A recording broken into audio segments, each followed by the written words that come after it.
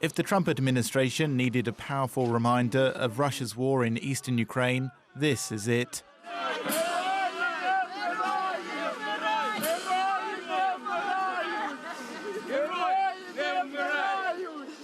Mourners on Kyiv's Independence Square pay their last respects to 7 Ukrainian servicemen killed in battle hours after the first phone call between US President Donald Trump and Kremlin leader Vladimir Putin. The youngest who died was aged 23.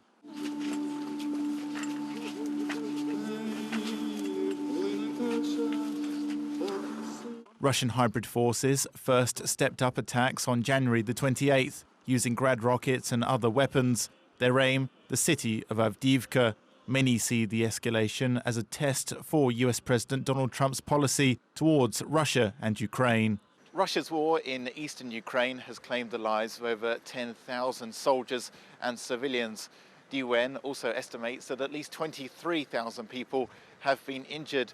But with these sorts of statistics, it's easy to forget about the human element of this conflict, the people who perhaps left home one day and never came back. And it's these sorts of stories that are a constant reminder of the war that's happening on Europe's eastern border. Dmitry Ovchenko was one of the Ukrainian soldiers who lost their lives in the latest Russian offensive. Just a week ago, he celebrated his birthday.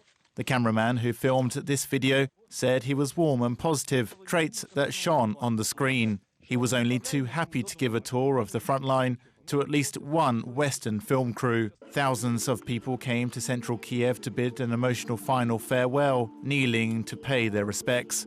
Many were inconsolable with grief as military standard bearers carried the coffins through the crowd. The escalation of fighting in Avdiivka was condemned worldwide, but seemingly absent from the US State Department's statement any mention of Russia's involvement in the war in eastern Ukraine.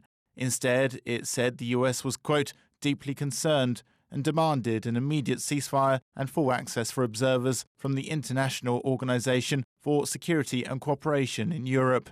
The international community is now watching closely to see how the White House will react. The war in Ukraine may no longer be in the international headlines, but for Ukrainians, it remains painfully real. This is Tom Bell for UATV.